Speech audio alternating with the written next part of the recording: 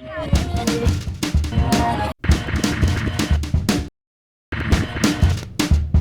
prépare un barbouillage, le 33e barbouillage du collectif des déboulonneurs au métro Bonne Nouvelle.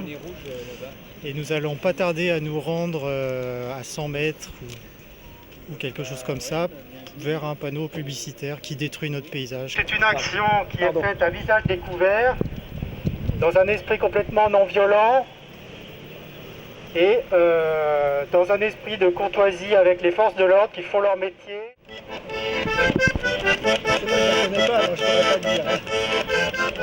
Ce qui m'intéresse, c'est de remettre la publicité à sa place, tout simplement. Et où sa place ?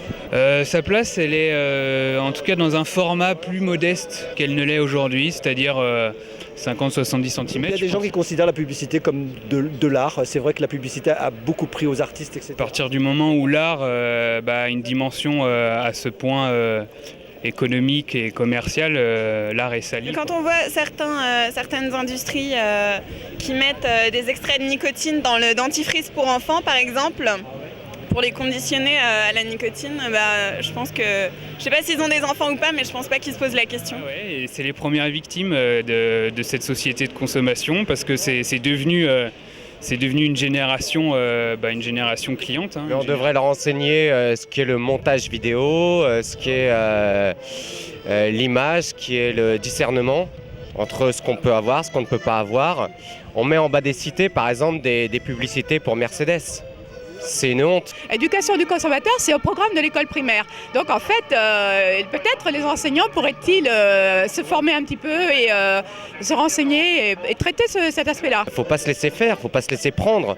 Pourquoi donner notre argent aux multinationales ?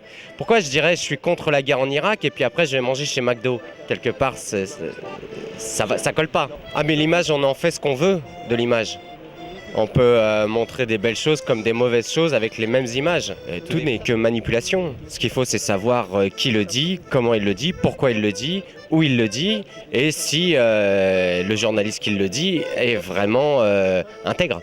J'estime que face à l'accaparement de l'espace public par des intérêts privés et mercantiles, face à la dégradation de nos paysages, il y a un droit de regard, une liberté de disposer d'un environnement de qualité. J'ai essayé d'apporter ma petite pierre à ce combat en demandant la révision complète du règlement parisien de publicité que j'ai obtenu et qui malheureusement vient d'être rendu caduc par le recours de l'afficheur Clear Channel. Donc nous allons devoir attendre encore au moins un an, voire plus, pour disposer d'un règlement de publicité, certes, loin d'être idéal, mais quand même qui devrait sensiblement améliorer notre cadre de vie. Je suis encore plus scandalisé parce que par ces nouveaux panneaux là qui vont inonder les métros, les stations de métro cette année en 2009, là, les panneaux LCD, donc des panneaux qui vont diffuser des images animées, qui seront munis d'une caméra pour pouvoir identifier si le regard du passant est capté. Il commence à voir des actions spontanées ou organisées contre ces dispositifs qui vont en effet surveiller si le bon consommateur regarde le panneau ou pas. Ça permettrait de faire des statistiques sur la disponibilité des cerveaux des gens qui passent devant le panneau. Je crois qu'on va finir par greffer une puce dans les oreilles, dans les cerveaux des gens pour savoir à quel moment il faut leur envoyer le message. Exactement.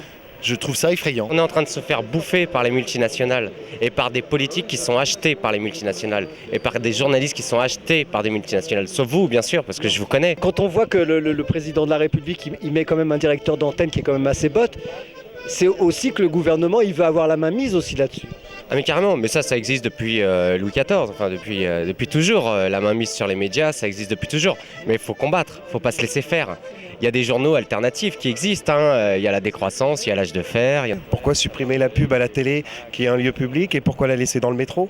Il faut arrêter d'acheter, voilà, il faut arrêter de consommer. On est dans une culture de l'argent aujourd'hui et c'est marche ou crève et finalement apparemment ça plaît à ces gens-là, quoi. Allons-y, on va suivre l'accordéon. Parole, on va tranquillement aller jusqu'au lieu du barbouillage. Donc voilà.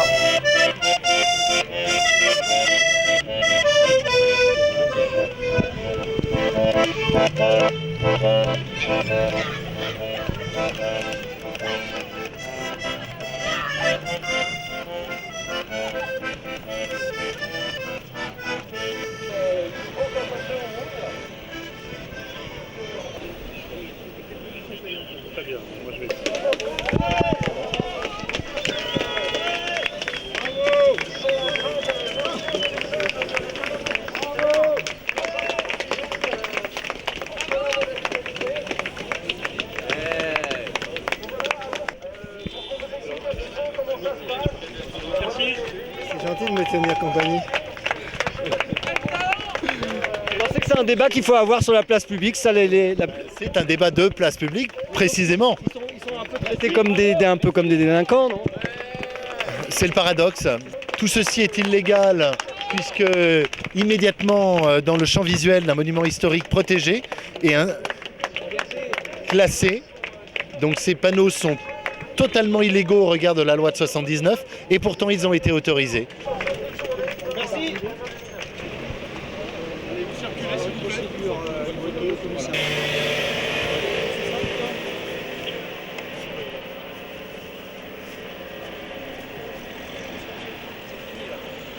Garder l'intégrité de la personne.